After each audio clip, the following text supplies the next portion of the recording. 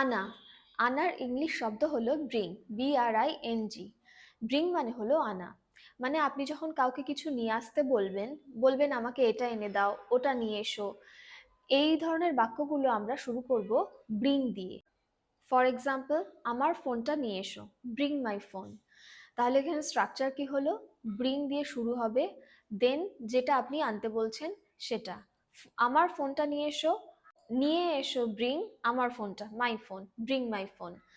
এক গ্লাস জল আনো, bring a glass of water. এক কাপ চা আনো, ব্রিং আ কাপ অফ টি। কিন্তু যদি বলি গতকাল আমি তোমার জন্য এই জিনিসটা এনেছিলাম, মানে আগে আনা হয়ে গেছে, পাস্টে আনা হয়ে গেছে, তখন আমরা কি ইউজ করব? তখন আমরা ইউজ করব ব্রিং এর পাস্ট ফর্ম, মানে ব্রট। ব্রিং এর পাস্ট ফর্ম হলো ব্রট, BROUGHT, ব্রট। ব্রট মানে হচ্ছে এনেছিল। ফর এক্সাম্পল, আমি তোমার জন্য পিৎজা এনেছিলাম, I brought pizza for you. Structure কি হলো?